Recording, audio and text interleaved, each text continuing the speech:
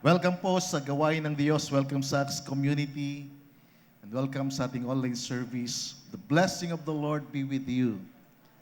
Amen. Pakisabi sa katabi mo, ang pagpapala ng Diyos ay manahan sa iyo, sumagana sa iyong buhay.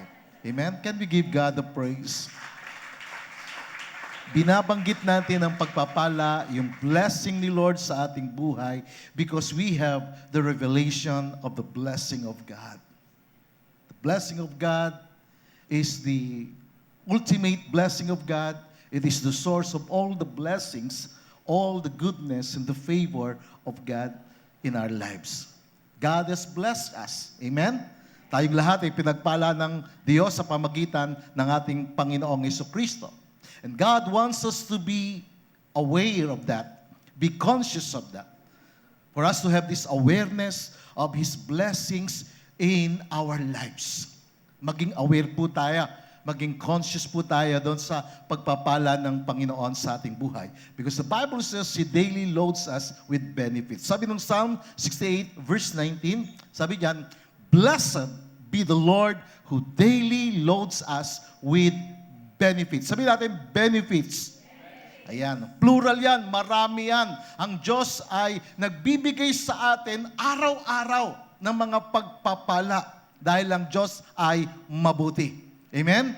He daily loads us with benefits. He is the God of our salvation. And nakalagay dyan, Sela.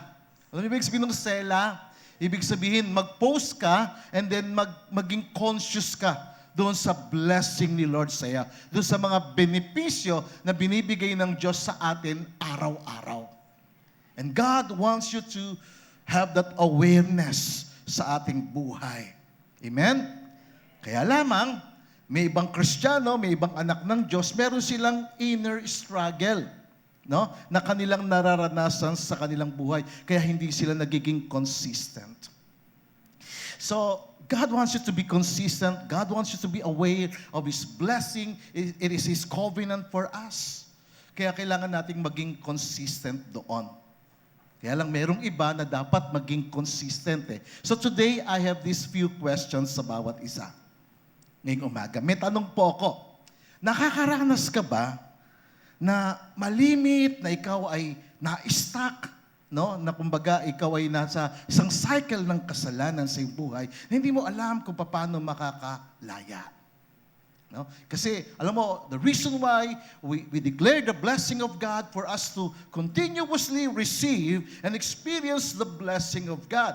Kaya lang, yung blessing ni Lord, no, magbabounce yan. No? Hindi siya mag-i-stay kapag ka mayroong isang bagay sa buhay natin na kumbaga, hindi natin ito inaalis sa buhay natin. Kaya minsan, yung iba nakakaranas ng na-stuck sila. No? Kaya nga may nagsasabi na,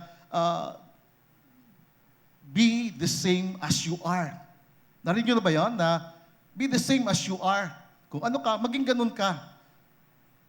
Do you think for the rest of your life, magiging ganun ka na walang growth, walang improvement sa buhay? Kasi hindi yun ang nais ng Panginoon sa atin. God wants you to break free. Another question is this. Ikaw ba ay nagsasawa na o napapagod ka na makita mo yung the same problems, no, na nag-rely o nangyayari sa iyong pamilya? The same problems of destructive behavior and vices na paulit-ulit na pwedeng nangyayari sila, sinasalanta o pinapahirapan ng iyong buhay o maging inyong pamilya. No? Na para bang paulit-ulit yung ganitong problema, paulit-ulit yung ganitong sitwasyon, paulit-ulit yung ganitong kahirapan na nangyayari. Kung ito'y nagaganap, maaaring merong tinatawag na generational curses. So today, I will share this message about breaking the generational curses. Yung bang hindi mo maintindihan bakit paulit-ulit na nangyayaring ganitong sitwasyon, ganitong senaryo, na para bang ikaw nawawalan ka na ng pag-asa, kahit na naririnig ko puro mga encouragement, no? Mga salita ng Panginoon, and yet something inside you, meron kang struggle. I pray that the Holy Spirit today will give us a clear understanding kung ano itong mga generational curses na ito. Paano natin sila ma-identify sa buhay natin at sa pamilya natin. At paano natin ito ma-break, no? Ma-remove, mapapaalis sa ating buhay. Kasi alam nyo, God is gentleman. Of course, He is great, powerful. Kaya lang kapag there is something wrong inside of you, hindi siya makakilos unless na ikaw ay mag-decide na talagang gusto mong magkaroon ng total freedom. No, mula doon sa pagpapahirap ng kaaway or something inside of you na parang lagi kang merong struggle. So, ano ba itong generational curse na ito? A generational curse is a curse that is passed down from generation to the next within a family. Mga kapatid, ang namamana hindi lamang itsura, hindi lamang yung good looks, hindi lamang yung ganda ng ilong o yung anyo mo, namamana rin yung pag-uugali. No? Yung mga tinatawag na pag-uugali or attitude ng magulang o ng grandparents, no? Na ipapasa ito.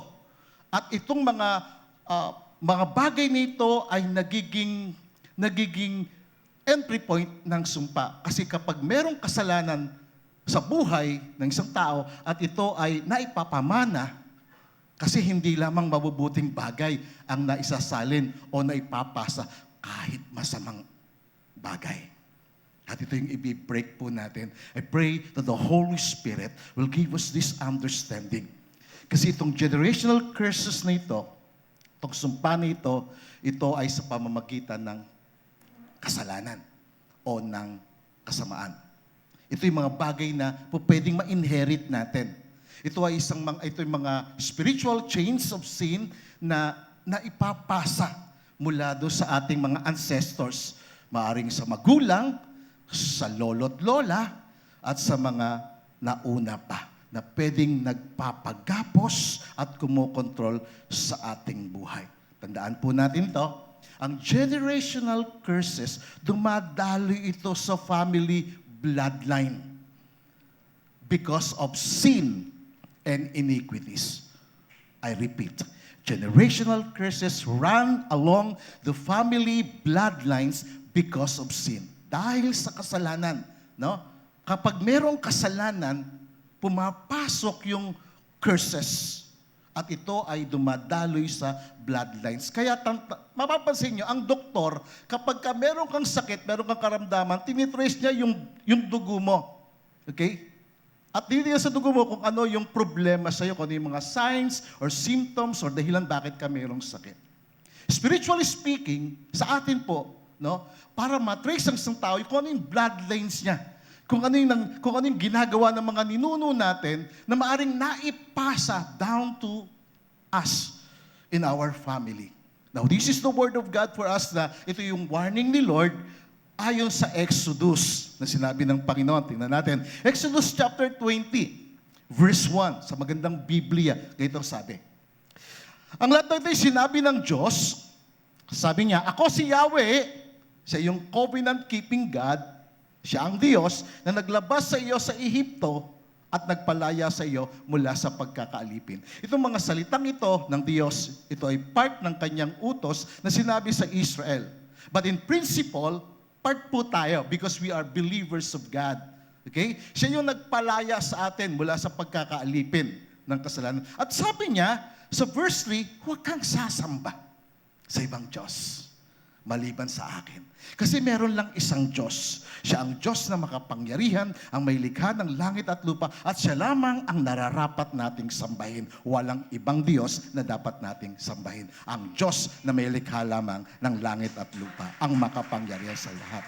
Kaya sabi niya, huwag kang sasamba sa ibang Diyos maliban sa akin, sabi niya. And verse 4, sabi niya, huwag kang gagawa. Ayan, maliwanag yung sabi ni Lord, huwag kang gagawa ng imahen ng anumang nilalang na nasa langit, nasa lupa, o nasa tubig upang sambahin. Maliwanag po yun, nasabi ng Panginoon. Huwag kang gagawa. No? Hindi niya ino-authorize ang isang tao, ang sino man, na gagawa ng kanyang sasambahin. Kasi isa lamang ang dapat sambahin at kilalanin. Sabi niya sa verse 5, huwag mo silang yuyukuran ni sasambahin. Huwag kang sasamba doon sa nakikita ng mata mo o yung ginawa ng tao. Huwag kang yuyukod sa kanila. Sapagkat sabi niya, ako ang si Yahweh, siya yung covenant-keeping God, sabi niya, ay mapanibughuing Diyos. Siya ay Diyos na naninibugo. Ibig sabihin, siya yung Diyos na lumikha sa'yo, siya yung Diyos na nagbigay ng buhay sa'yo, siya yung Diyos na nagmamahal sa'yo, siya lamang yung Diyos na dapat mong sambahin. Amen. At sabi niya, ang kasalanan ng mga magulang ay sinisingil ko sa kanilang mga anak hanggang sa 3 at 4 na salinlahi. So, kapag merong ginawa yung ninuno, no, pumupunta ito sa next generation and down to the next generation. Merong tinatawag na accountability. Ngunit sabi niya sa verse 6, ngunit darama ko ang aking pag-ibig sa libo-libong salinlahi ng mga umiibig sa akin at tumutupad sa aking mga kautusan. So kapag ang Diyos mayroong sinabi isang bagay na kanyang pinapagawa, doon tayo. Kasi ang Diyos ay nagmamahal din siya. At punong-puno siya ng pagmamahal at pag-ibig sa libo-libong salinlahi, naroon ng kanyang kahabagan. Kaya lang, meron siyang sinabi na dapat nating sundin.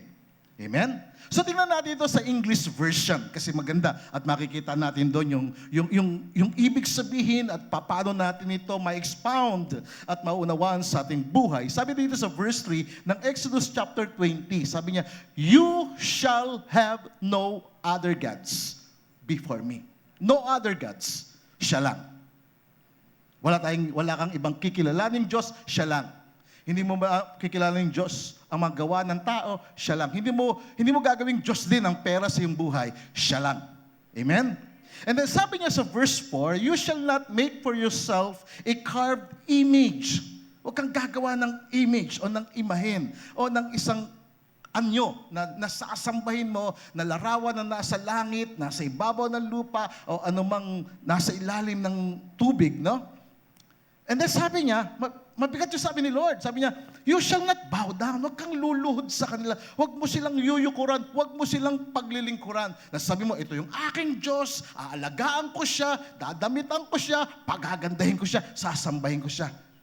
Hindi po. Kasi si Lord, meron siyang sinabi na huwag mong gagawin yan.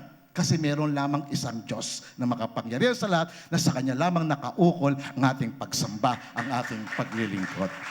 Amen.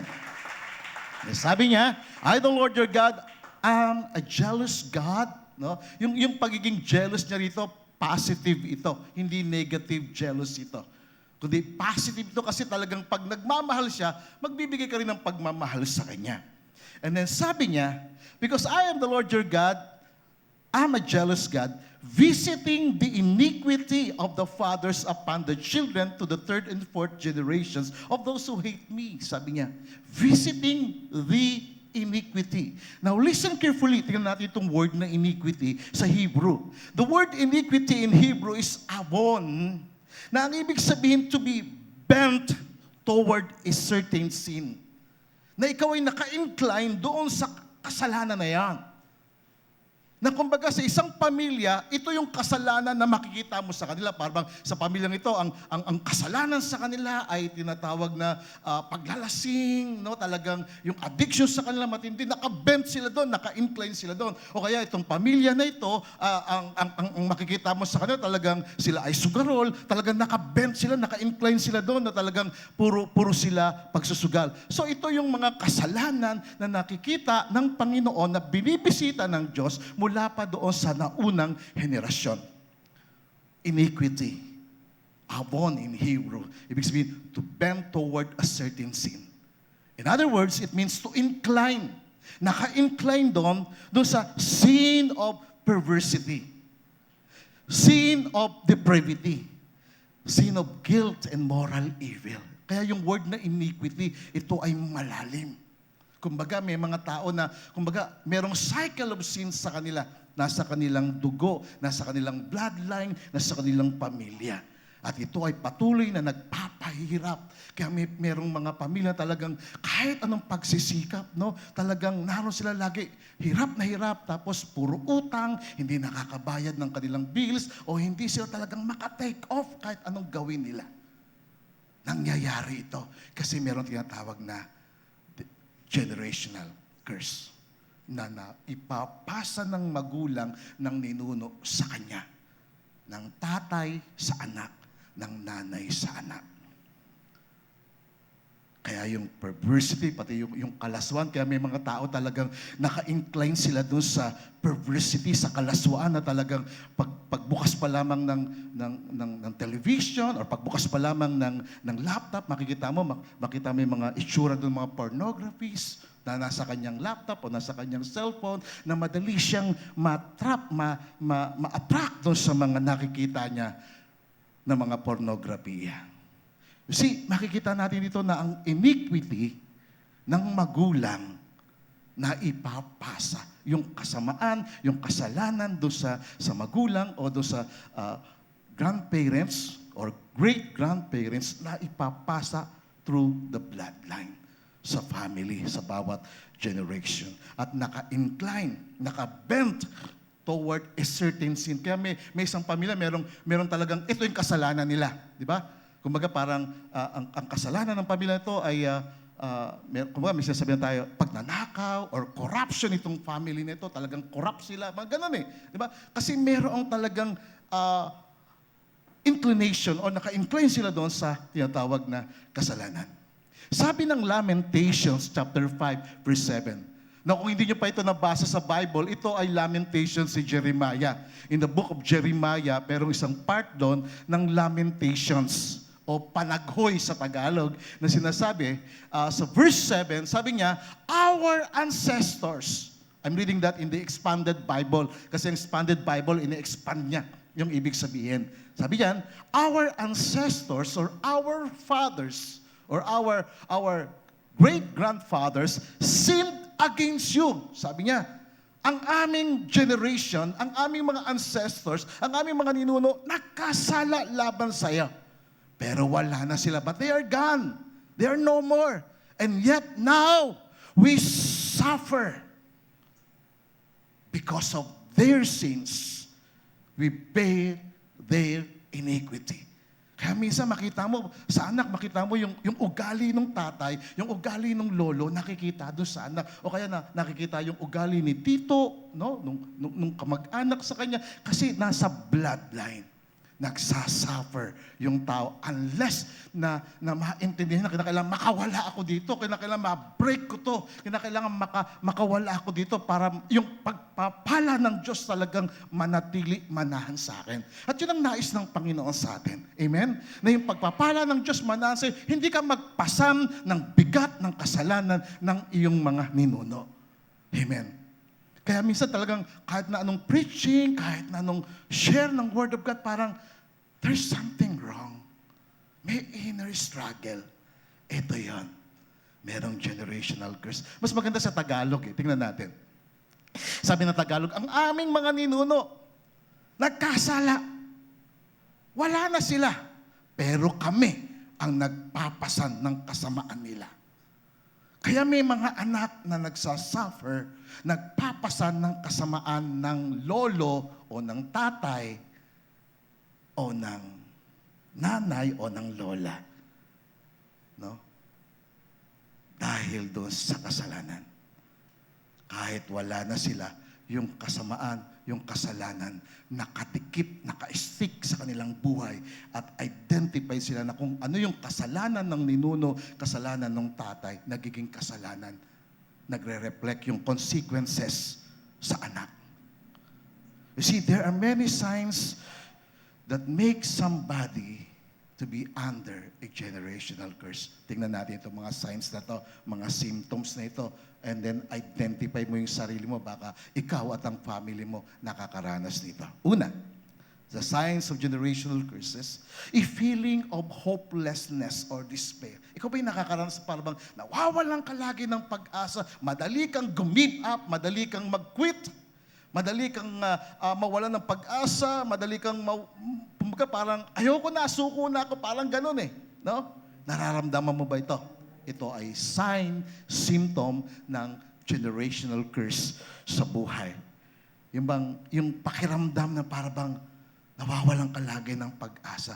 Alam niyo ito mga kapatid, itong pakiramdam na laging nawawalan ng pag-asa, laging gumigib up kasi sinabi ito, may nagsabi sa kanya, okay na yan, tama na yan. Then ikaw, hindi ka nag-improve, gumib up ka na kasi nawalan ka na ng pag-asa. At ito na ang nagli-lead o nagdadala sa iyo sa tawag na unfruitfulness, unproductive life, barrenness, kawalan ng pagbubunga sa buhay. Pangalawa, a sense of being trapped or stuck in the issues of life. Yung bang may nangyari sa iyong buhay na ilang taon na, no? Merong 5 years or maybe 10 years, naka-stuck pa sa isipan mo, nakatrap ka doon sa issue ng buhay mo. At ibig sabihin, nakakulong ka doon, hindi ka makawala doon sa issue na yan. Hindi ka maka-breakthrough sa nangyayari sa iyo. Na kahit anong gawin mo, kahit anong effort ng pagsisikap sa buhay, yet nothing to show.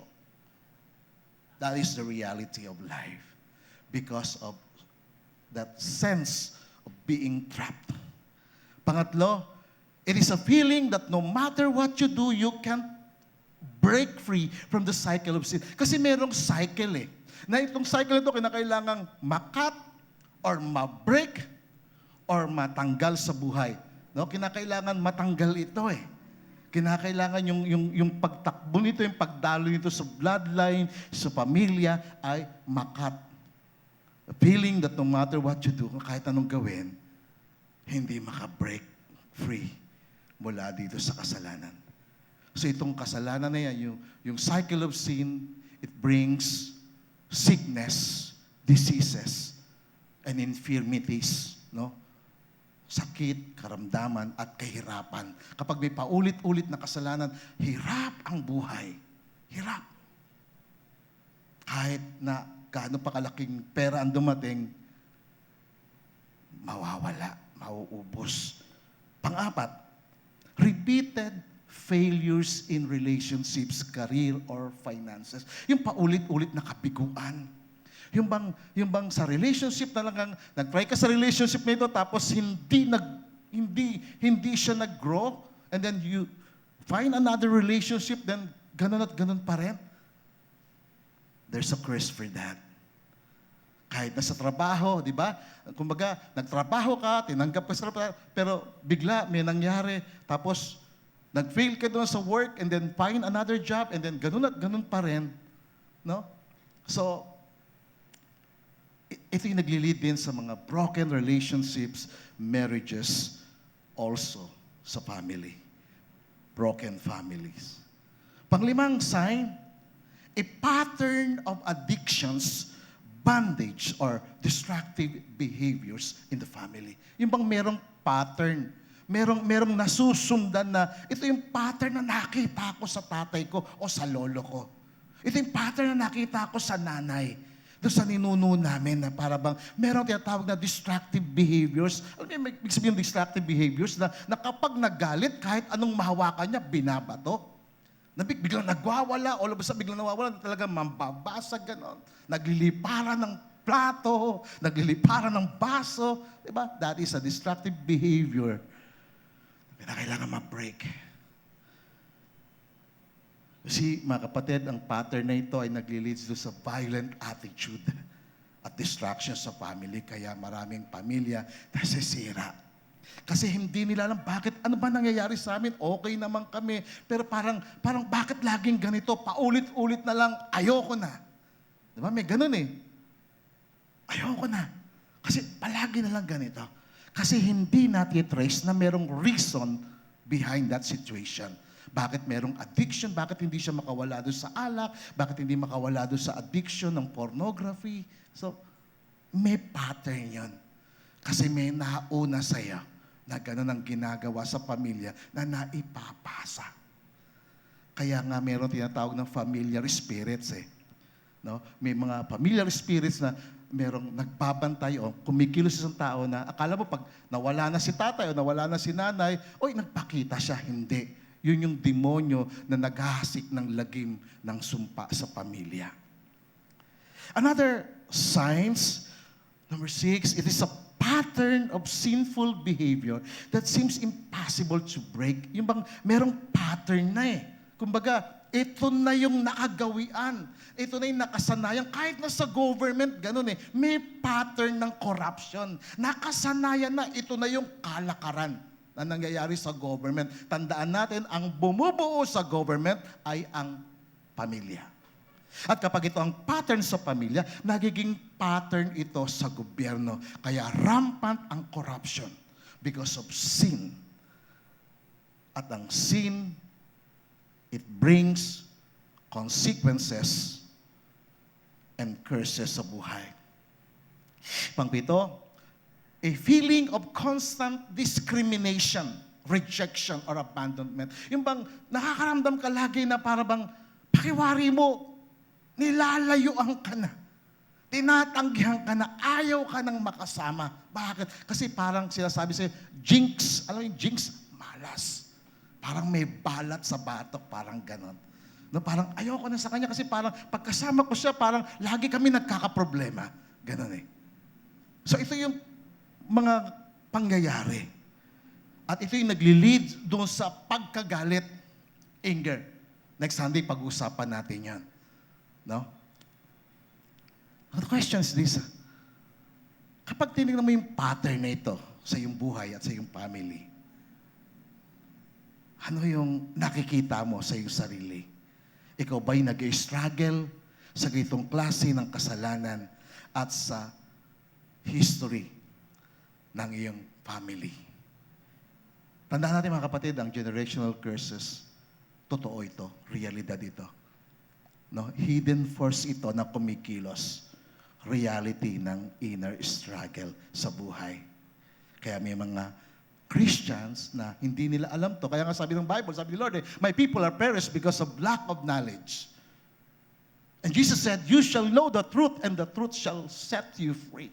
Pag nalaman mo ang katotohanan, magpapalaya ito sa iyo. Now, prior doon, tingnan muna natin kung ano yung effect nito sa ating buhay.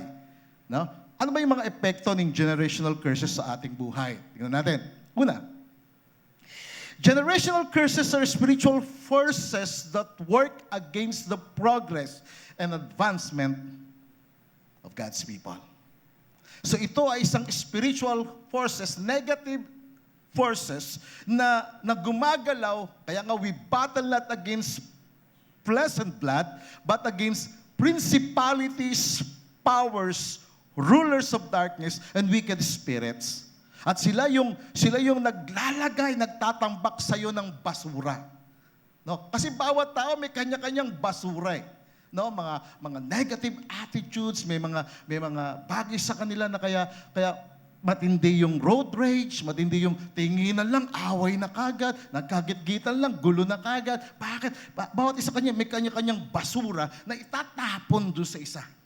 Ano yung basura na yan? Ito yung mga kasalanan, mga karumihan sa buhay na naipapasa sa kanya at ipinapasa rin sa iba. At ito yung impact nito. No? Ito yung tinatawag na unseen realm. They operate from the unseen realm, but their effects are visible. Kumbaga hindi mo siya nakikita, pero ang epekto nito ay visible. Parang merong isang lugar na parang okay na sa kanila yung rampant, yung murahan, sigawan. Okay lang sa kanila kahit na mga ultimong bata, ang gugulat ka talagang antindi, lutong magmura. Okay lang sa kanila yung pagsusugal, okay lang sa kanila yung paglalasingan, okay lang sa kanila. Kaya kasi may nagko-control, merong forces of evil that controls them. Pangalawa, na epekto. Generational curses are opposite of blessings. No, tandaan natin itong generational curse nito, ito ay umopose, no, laban ito sa pagpapala.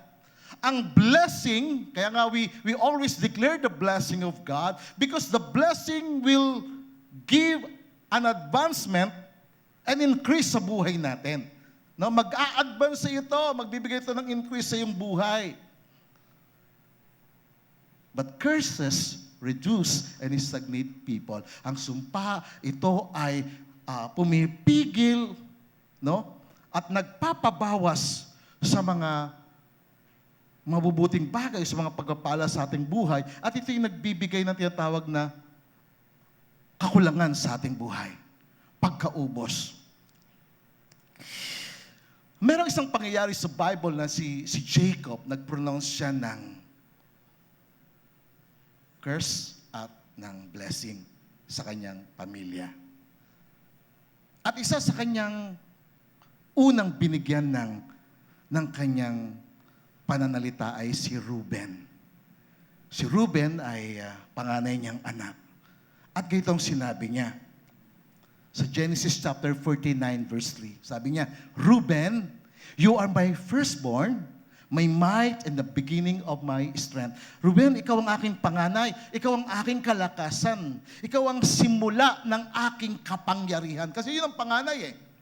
Ikaw ang pasimula ng aking karangalan, kalakasan ng aking kapangyarihan. Yun ang sabi sa kanya. Sabi niya sa kanyang panganay na si Reuben. Verse 4 sabi niya, but you are unstable as water. And Jacob said this word, you shall not excel. Si Jacob, maglilingkod siya kay Lord. Alam niyo, kahit na minsan may mga taong naglilingkod kay Lord, kinakausap ni Lord, pero sometimes nagsasalita sila ng isang bagay. No? Parents, never say this word to your children that they will not excel. Sabi niya, you shall not excel. Kasi may ginawang kasalanan si Reuben because you went up to your father's bed. You defiled it. Kasi yung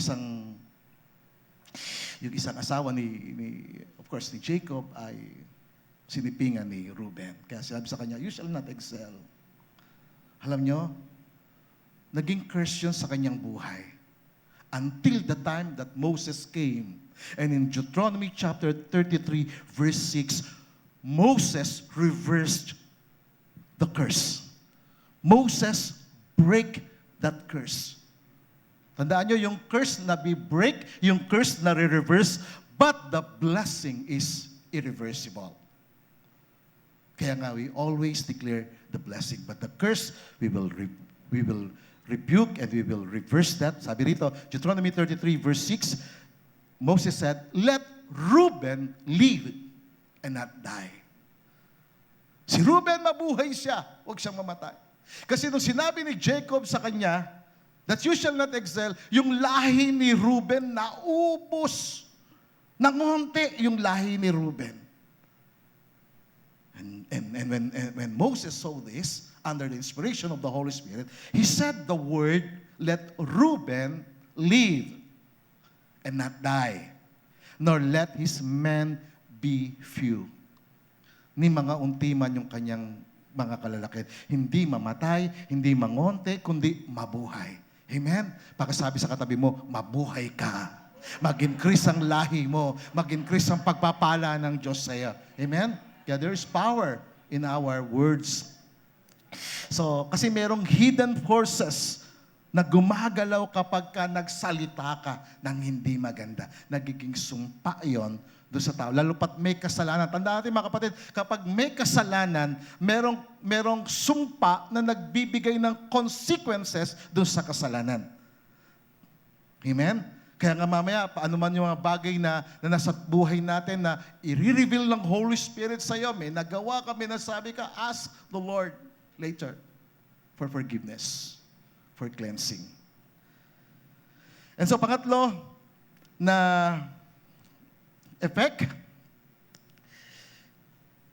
generational curses are invisible hands. Mga kapatid, ang generational curse ito ay hindi nakikitang kamay na nagdidirect ng affair ng isang tao o ng pamilya. Hindi nakikitang kamay ito. Doon siya dinadala. Kaya merong tao, merong isang pamilya na nagiging corrupt, no, at nagiging mahirap, na nagiging miserable yung buhay kasi merong invisible hands. Yun nga yung generational curse na nagdadala sa kanila. It places limits on their progress and it is usually an invisible barrier. Merong invisible barrier, merong maharang para sa kanilang paglago. Mga kapatid, habang pinag-uusapan natin to o sinasabi ko to habang pinakikinggan nyo, assess yourself. Nasaan ka na? At ang iyong pamilya when it comes to your relationship with God, when it comes to your growth and progress. Amen? Kasi si Lord nag-i-increase. Si Lord patuloy ang increase sa Kanya. Purihin ang Panginoon. At pang-apat na epekto, generational curses are the evil vehicles of calamities. So yung generational curses ito ay masamang sasakyan ng kalamidad, ng kamalasan sa buhay, at ng kahirapan at pagiging baog o unfruitful or unproductive sa buhay. Alam niyo mga kapatid, mapalad tayo. Kasi nabigyan tayo ng pagkakataon na makilala ang Diyos. Maintindihan natin ito. Maintindihan natin ang sinasabi ng Bible. Kasi ang sumpa, nandyan lang yan. Paikot-ikot lang yan. Sabi nga ng Proverbs chapter 26 verse 2, hindi siya mahayag, no, kung walang sinful environment. An undeserved curse does not come to rest. Iikot-ikot lang siya. Ang sumpa hindi tatalab kung walang kasalanan. Laging hinahanap niyan ang kasalanan. Kapag may kasalanan, automatic yan. Mag-i-stay ang sumpa. At magbibigay ito ng consequences sa buhay ng isang tao at ng kanyang pamilya.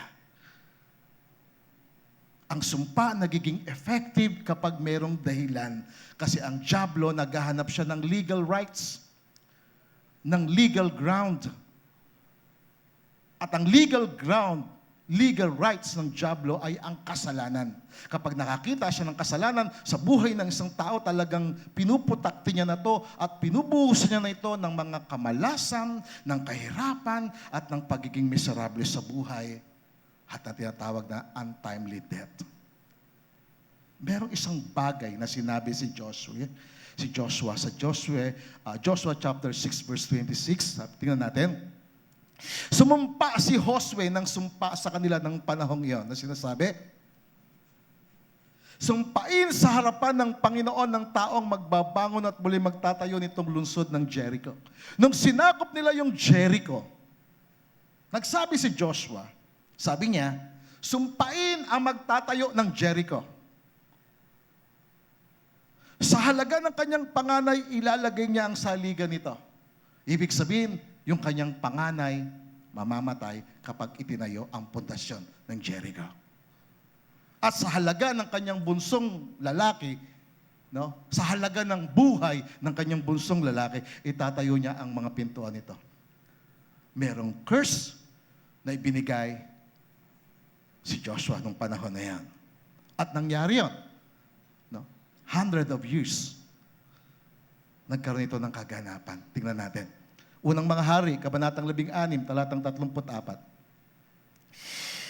Sa kanyang mga araw, itinayo ni Hiel na taga Bethel ang Jericho. Inilagay niya ang pundasyon niyon na katumbas ay buhay ni Abiram na kanyang panganay na anak. Think about this. When curse was uttered, na sino mang mag-build ng Jericho, ang katumbas nito ay buhay ng kanyang panganay na anak. At ito yung nangyari. Itinayo ni Hiel na taga Bethel ang Jericho. Inilagay niya ang pundasyon niyon na ang katumbas ay buhay ni Abiram na kanyang panganay na anak. At itinayo naman niya ang mga pintuang bayan niyon na ang katumbas ay ang buhay ng kanyang bunsong anak na si Segub. At nangyari yon ayon sa salita ng Panginoon na kanyang sinabi sa pamagitan ni Josue.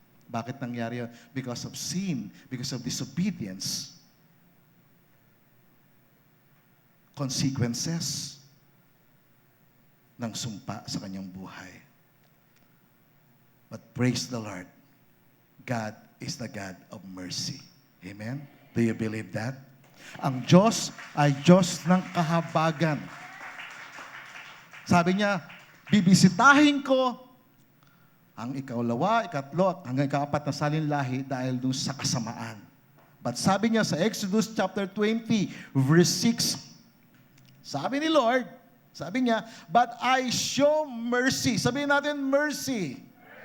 Ayan, habag. Magpapakita ako ng habag sa libo-libong henerasyon na nagmamahal sa akin at sumusunod sa aking kautusan. Amen? Pagkasabi sa katabi mo, kasama ka dito.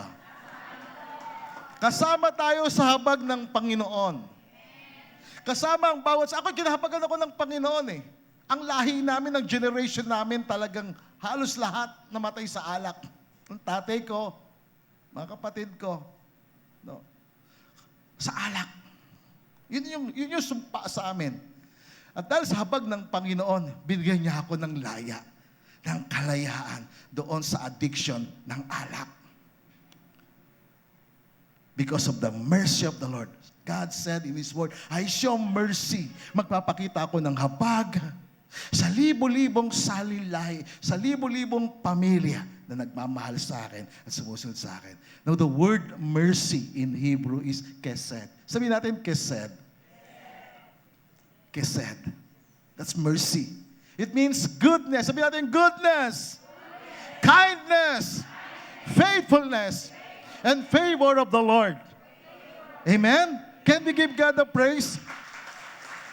Yung mercy ni Lord, ito yung kanyang goodness. Kaya ang ganda ng awit natin kanina eh, the goodness of the Lord. Na kapag kinakanta mo yon, inaawit mo yon, nararamdaman mo yung kabutihan ng Diyos. Amen? Yung habag ng Diyos. Kasi ang gusto ng Diyos, pagpalain ka.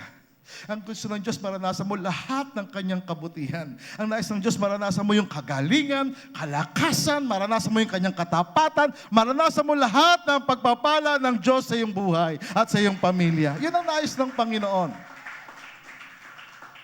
Nais niya yun. Nais niya yung habag. I love the mercy of God. It is the goodness of God. That is why I love the Lord. I love Him. That is why I serve Him. His kindness, His faithfulness abounds. His favor. Mabuti ang Diyos. Ayaw ni Lord na nag-struggle ka, no, na yung mga nakita natin kanina, na mga signs, no, mga epekto ng sumpa. Ayaw ni Lord, hindi siya tutuwa na mangyari ito sa iyo. Kaya lang, nakakapasok ang sumpa. Nagkakaroon ng consequences dahil may kasalanan. Kaya God wants you to experience, to receive the freedom. The question today is this: papaano? How do we break and remove the generational curse? Paano tayo magtatagumpay? Papaano? Paano na sa'yo mapuputol na yung curse sa'yo? Maihiwalay ka. No, na hindi papasok sa iyo, hindi dadaloy sa bloodline mo, sa generation mo, yung curse ng iyong mga ninuno. So paano mangyayari yan? Si Lord ang magbibigay sa atin, no, ng kaganapan nun. Sabi, tingnan natin, actually marami sa Bible na nagsabi na lumapit sa Panginoon, na humingi ng tawad. At ang classic sa kanila, ito, si Jeremiah. Jeremiah 14, verse 20. He said this word, we acknowledge. We acknowledge, Lord, kinikilala namin ang aming kasamaan. I acknowledge my sin. No? I acknowledge, Lord, we acknowledge, O Lord, our wickedness, and, take note of the word, the iniquity of our fathers, for we have sinned against you. Hindi niya lang sinabing kanyang sarili, kundi yung kasalanan ng kanyang mga ninuno. Kasalanan ng mga nauna sa kanya. Lord, sabi niya, we acknowledge we have sinned against you. So in other words, humihingi siya ng pagpapaunawa, ng pagpapatawad. Kasi kinikilala, merong admittance Kapag sinasabi ng isang tao na wala siyang kasalanan, siya ay nagiging sinungaling Bakit? Kasi part ka ng kasalanan. All have sinned and fall short of the glory of God. The wages of sin is death, separation from God, banishment from God. Kaya said this word, we acknowledge. In verse 21, he said the word, do not abhor us. Huwag mo kaming kamuhian. Huwag kang magalit sa amin ayon sa iyong pangalan. Do not disgrace the throne of your glory. Remember, do not break your covenant with us. Kasi si Lord may covenant sa kanila. May covenant si Lord sa atin. And through confession, through this acknowledgement of sin in our lives, doon sa ating na mga narinig kanina, na binanggit sa atin, na nararanasan mo, at ito'y epekto ito sa iyong buhay, sa iyong pamilya, na parang lagi kang nakakaranas ng hopelessness, nakakaranas ka lagi na parang may cycle ng kasalanan. The first thing that we should do is acknowledge and then repent. Pagsisihan natin.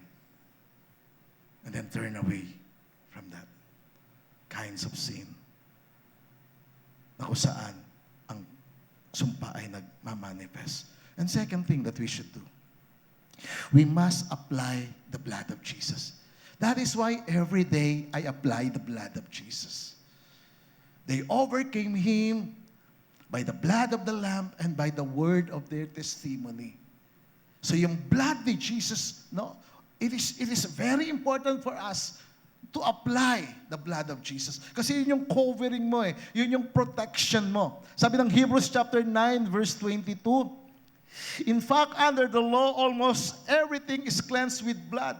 Under the law, almost everything is cleansed with blood. Sa ilalim ng batas, halos lahat ay nalilinis ng dugo.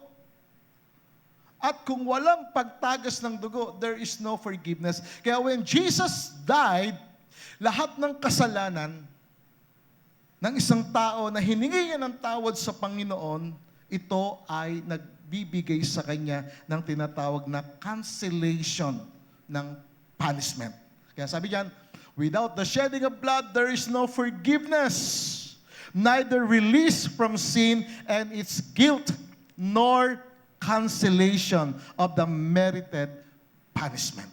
So kina-cancel ng blood ni Jesus yung curses na nagmamanifest sa buhay ng isang tao at ng isang pamilya na nagmamahal sa Diyos. Nararamdaman niya, dumarating sa kanya ang habag ng Panginoon.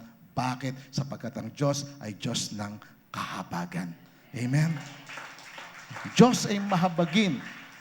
At dahil sa kanyang habag, binigay niya ang kanyang anak, talagang napakatindi mga kapatid. Hanggang ngayon yung efficacious effect ng blood ni Jesus until today, it is so powerful. So powerful. It will cleanse your conscience, it will cleanse your mind, it will cleanse your thoughts, it will cancel the curses or the generational curses in your life. Sabi ng Colossians chapter 2 verse 14, it says, He canceled the record of the charges against us and took it away by nailing on the cross. That is why when Jesus died on the cross, He became a curse for us. Naging sumpa siya. He canceled, mga kapatid. This is the reality of the Word of God and we must believe on this. Na kinancel yung record ng charges sa atin. Kaya si Lord walang charge sa'yo. Kapag tinanggap mo si Kristo, nagmamahal ka kay Kristo, naglilingkod ka kay Kristo, tinalikuran mo kasalanan, kaya kung may kasalanan man sa puso mo, sa isipan mo, na nahingi mo ng tawad sa Panginoon, o kung may mga hindi ka pa nahingi ng tawad sa Panginoon, you should ask the Lord. And ask God for His forgiveness. Not just for you, hindi lamang saya, kundi sa iyong pamilya. Maging sa kasamaan ng iyong generation. Sabi sa Tagalog, mas maganda. Pinawalang bisa ang lahat. Tingnan natin sa Tagalog, magandang balita, Biblia. Purihin ang Panginoon. Pinawalang bisa ang lahat ng naisulat na alintuntunin laban sa atin. pinawalang bisa. No? Pinawalang bisa ang lahat ng naisulat na alituntunin o charges laban sa atin, pati ang mga pananagutang kaugnay nito. Ganda ng Colossians chapter 2 verse 14. Kaya titingnan ko siya lagi sa iba't ibang version na talagang pinawalang sala, tinanggal, kinancel yung charges laban sa iyo, laban sa akin. Pinawi niya ang lahat ng ito nang ipako siya sa krus. Nang tumagas ang dugo ni Kristo. And that's why we need to believe that. We need to apply the blood of Jesus. Knowing the truth will set you free. Ignorance of the law, ignorance of the word, excuses no one. My people are perished because of lack of knowledge. And that is why God has given us the knowledge for us na maintindihan mo, kapatid, na may nagbayad sa iyo para ma-release ka do sa pananagutan, para yung sumpa maputol. And mamaya, we will pray for that. We will ask for God's forgiveness. Lahat yan, mabubuhol kaya every Sunday. Titingnan natin kung ano may mga nakakapasok sa atin. You know why? Bakit nga kailangan tayo maging aware dito? Kasi sabi ng, wala yan dyan, pero sabi ng Luke 11, verse 24 to 26, tingnan nyo sa Bible nyo, kapag ang isang masamang espiritu umalis sa isang tao, naghahanap yan ng lugar na kung saan magpapahinga yan. Pag wala siyang mapuntahang iba, babalikan niya kung saan siya nanggaling. Kasi bawat isa sa atin, no, may mga evil spirit na nagbabantay. Kasi merong nakatoka sa bawat pamilya. Take note of this. Sa bawat pamilya, merong evil spirit na nakatoka sa'yo. Kumbaga, kung ang Diyos merong nagbigay sa'yo ng angel na nakatoka sa'yo, na magpo-protect sa'yo kasi may ministering angel, they will keep you safe, they will guide you. All of us who will inherit salvation, merong ministering spirit na magpo-protect sa'yo. But merong mga demonic spirit na nakatoka, magbabantay sa'yo.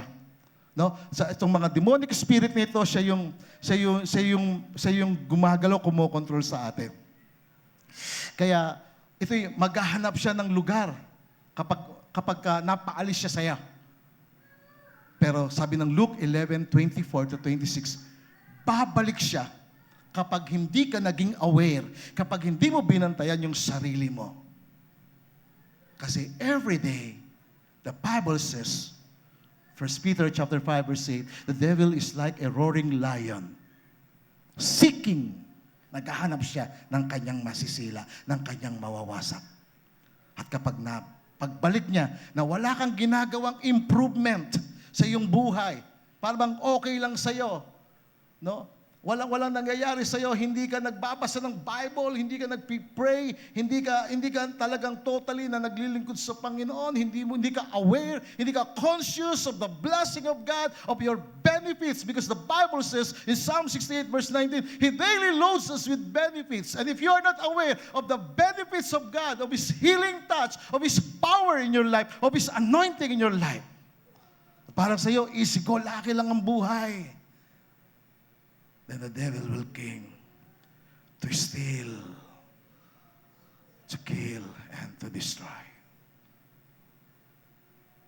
Mga kapatid, ang ganda ng salita ng Diyos. Lalagay natin sa isip natin, lagay natin sa ating puso, pinangwalang pisa ang lahat ng naisulat na alituntunin laban sa iyo. Pati ang mga pananagutang kaugnay nito, pinawi niya ang lahat ng ito nang ipako si Kristo sa krus, nang tumagas ang kanyang dugo sa krus. Ang kanyang dugo ay dapat manahan sa iyong buhay at sa iyong pamilya, covering mo, protection mo, laban sa gawa ng kaaway. Amen? Can we give Him the praise? Praise the Lord. Dalawang basic principle na dapat nating maintindihan before we close. First, a generational curse comes through the bloodline. Ang sumpa pumapasok sa bloodline. Family bloodline. Kaya merong struggle. because of disobedience. Ang pagsamba na kay Lord lang. Wala kang ibang sasambahin.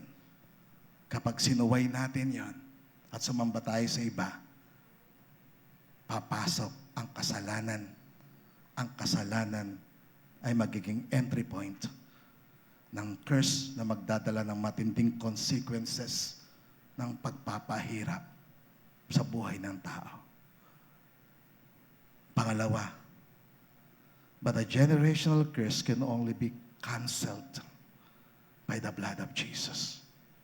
Every day, we must apply the blood of Jesus sa buhay natin. Every day, God loads us benefits. He daily loads us with benefits. Amen?